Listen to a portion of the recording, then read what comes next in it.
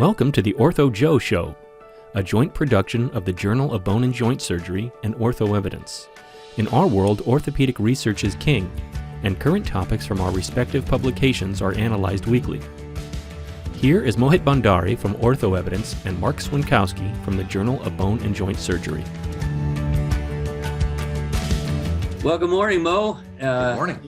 As you can tell, I'm not in my usual digs. You can see some heavy drapes behind me. So here I am speaking to you this morning from the Venetian Hotel in Las Vegas, where I arrived late last night for the Academy meeting.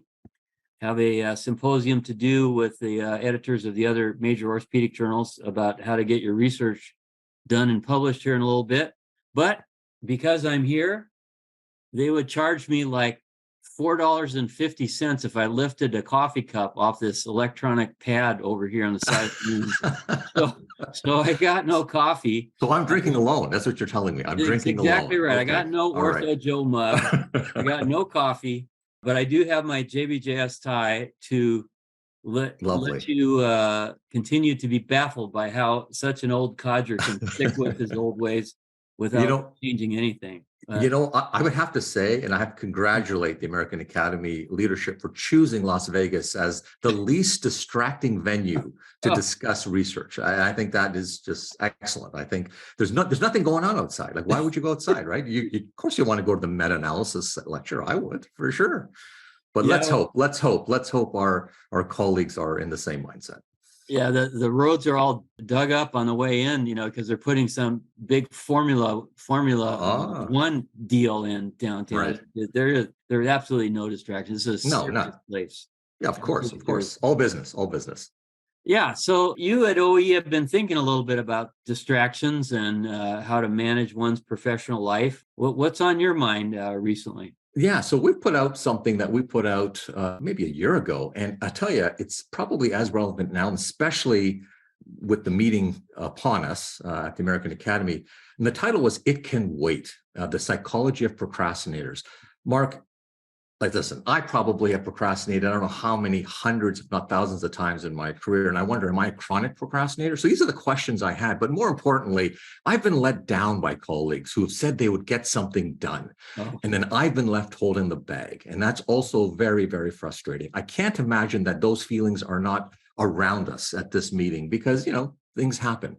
So we spent a little bit of time talking about it. And if you'd like, I can share with you a few little excerpts. And I'd love to get your take on this issue that I think probably every human at some point ponders, if not struggles with. What do you say? I'm all ears. However, I will point out that you're a very bad example for somebody, because I've never seen anybody turn around manuscripts like you, Mo. But those were. Okay. We'll. I mean, there's problems with that, but I will happily share with you. But so let me start off with a couple of quote, and I'll say facts, and you can call it soft or hard, but there's lots of information on this. So procrastination is, at least by some groups, seen as an intention to action gap. So there's a disparity between our intended work habits and our actual work habits. And in fact, if you look back to its derivation, its Latin derivation, procrastinare, it means to put off until tomorrow. So pretty makes sense there. But it's also derived from the Greek word akrasia, which is doing something against our better judgment. And I know there are lots of times where I've thought to myself, I'm putting this off and this is going to cause me some difficulty, but you do it because the immediacy of not doing it is just difficult. But let me keep going. Evidence suggests that putting off important tasks, and here's the crux of it, causes stress. And the additional stress contributes to a negative psychological impacts on the body, which increase our vulnerability to illnesses. Previous research has linked problems such as headaches, digestive issues, colds, flus, insomnia. And this is from the Association of the Psychological Sciences. This is recent. This is not decades and decades ago. This is maybe 5 years ago. But here's the other challenge, right? Which is when you, quote, whoever this is, and to some degree, all of us at some point have tried or done this. When you procrastinate, people stop depending on you and hold back offering you opportunities because they could be worried that you will simply procrastinate, leaving them to clean up the mess.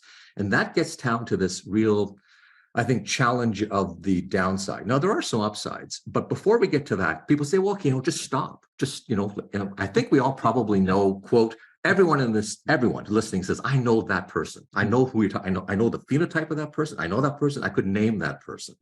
We all have that person. And sometimes if you can't name that person, friend, look in the mirror. It's probably you, because someone around us is doing this. Now, Joseph Ferrari is a professor of psychology, and he writes, what I found is while everyone may procrastinate, not everyone is a procrastinator. I think that's an important distinction. It really has nothing to do with time management, which is funny because that's what I thought it was, all about time management. As I tell people, to tell the chronic procrastinator to just do it would be like telling a clinically distressed person to just cheer up. So it's far more deeper than that. And so they give, all kinds of approaches and techniques that probably are far beyond the skill set of most of us who are handling individuals who are, whether it's a student, a peer, or someone, or a supervisor who's who's not getting back our papers, for example, whatever it may be, to manage it. But we came up with, based on the evidence that we could find, an acronym called PROACTIVE. But before I share with you some of the tips, I'm curious generally, Marc, on your experience. I mean, you must have had lots of experience with procrastinators, and are there tips, advice, or things you've learned that have separated those that do versus those that do not?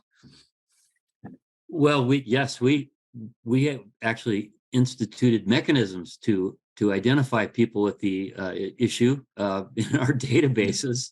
Right. And there are metrics in terms of response time for reviewers that say they're going to review it, and members of the editorial board, et cetera, et cetera. So we have electronic flags that we've built into the system to alert everybody that this individual, although extremely knowledgeable, may have an issue with getting something back to us. You must have a cadre of excuses that you've received. I probably have 1,000 various excuses from, as I was literally, the best one for me was, as I was about to press send, my computer, no joking, blew up. Yet they sent it to me on their email from their computer. I don't know how it happened. So I said, that doesn't make sense. But anyways, I've had lots. I've had people having a flat tire en route to email me. It can happen, right? So you take it. But this one individual had the most horrible luck. I mean, really the most horrible luck. I mean, if there was a human that had everything possibly happen to them, and I thought, is getting in this paper so distressful that it's affecting this person? So I just gave up and said, let's not write the paper. And here, the funny thing is, it came in the next day, as soon as I took the stress off. Yeah. It's a very interesting dynamic, actually. It sure is. It sure is. And I would say, in a serious note, this really has as much to do with issues in our personal lives as it does in our professional lives. Unresolved conflict with a member of a family, for example. People put that off, and then they have to endure family holidays together when they know they have got an issue they've got to address, and they can't do it, and then the stress builds, et cetera, et cetera. Very important topic you've chosen, Mo.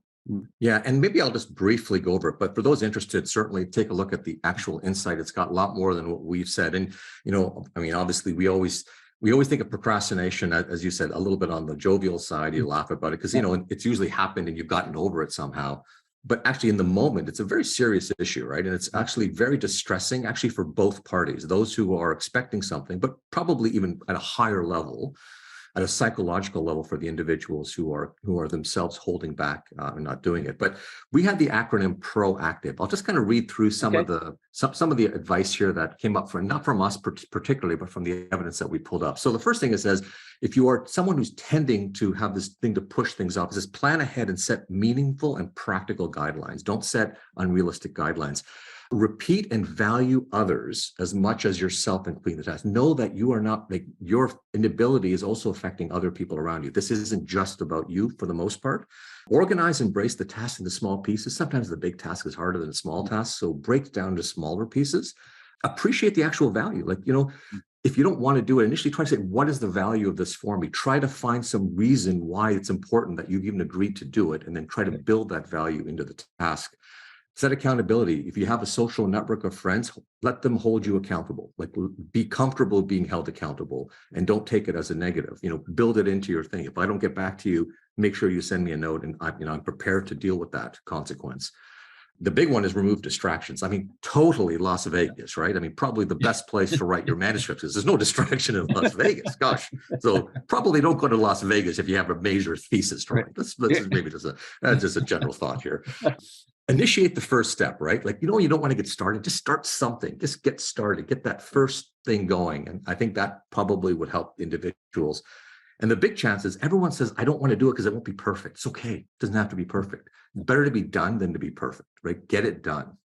And finally, okay, so you missed the last 40 deadlines, but the 41 is the one you're going to get in. So embrace your mistakes. It's okay. Forgive yourself. Prepare for future success. So that's how we set it up. And there's lots more detail on each of those. So I hope those of you are interested, or if you know somebody, send this to a little gift from you to your procrastinating colleagues. I think they'd love this insight. So there you go. Very, very valuable. It brings to mind the very old Bob Newhart show episode. You may be too young, but no, I know Bob Newhart. Yeah. Clinical psychologist, and he's in a session with a woman who's got really serious issues with wanting to hurt other people, et cetera, and very stressed. And he listens for about 5 minutes, and then he finally looks at her and says, "Here's how we're going to fix this." And there's a big pregnant pause, and he shouts at her, "Just stop it." Obviously, it's pretty ineffective. But that's the point, right? We just think, you can just switch it on and off. It's an on and off switch. And maybe we do have that. Who knows? But I suspect it's a little more complicated, just a little more. Yeah, that's great, Mo. Absolutely fabulous selection. So as you know, I tend to just look at the most recent edition of the journal. And we have published an RCT out of Japan, Wakayama, Japan. Yeah. And it's perioperative essential amino acid supplementation facilitates quadriceps muscle strength and volume recovery after total knee arthroplasty, a double-blinded RCT. It's a relatively small trial. Patients undergoing knee arthroplasty. 60 patients were randomized, and all the evaluators were blinded. They assessed quadriceps volume via ultrasound, and they had 26 patients assigned to the essential amino acid group at 9 grams a day, and 26 assigned to placebo. That was a powder that looked exactly like it. That was lactose. And that was the final group, the 26 in each arm. And the administration of the placebo or the supplementation was a week prior to surgery, 2 weeks after it. And then they measured the rectus femoris muscles and then followed them. And they took the baseline quadriceps volume, again, assessed by blinded reviewers, as the 100% baseline. And at the follow-up at 2 years after surgery, this is quite interesting, but it also speaks to the advantage of knee arthroplasty. But the values in the essential amino acid group was 134% plus or minus 31% compared to 114% plus or minus 27%. So this is, I think, a really well done small trial. As we've talked many times on Ortho Joe, we need much bigger trial, but this is an example of some nutritional research that is really quite stunning, I think. Now, whether or not this is clinically significant, because the authors didn't measure clinical outcomes, and I doubt there would have been much of a signal there, given this size difference here. But it's really fascinating, and I think that nutrition research on our patients, we've published some, particularly in hip fractures, and how you can help outcomes by paying attention to nutritional signals, laboratory values, skin folds, etc. But boy, the preoperative priming, I guess, of patients undergoing procedures seems like it. This could be an important area for further investigation. I don't know if you have thoughts on this whole. I tell you. Yeah. So we have a young surgeon scientist, general surgeon, who decided very early, and took some convincing on my part to understand what was the interest of his. And he says, we do lots and lots of surgery across all of the surgical specialties, and not just within colorectal for this individual. But his argument was that patients, like the preoperative optimization of patients, isn't really where it should be in a lot of surgical fields. So as you said, right, and a big chunk of it has nothing to do with, yes, there's the preoperative, prophylaxis of antibiotics and, and the worry about thrombotic events. So we do all the, prophylaxis there. But what about basically optimizing patients with respect to health, right? Real health around, in this case, whether it's weight loss for bariatric surgery or whether it's weight loss for total knee and total hip arthroplasty, like, managing it with, healthy diets and calories and nutrition.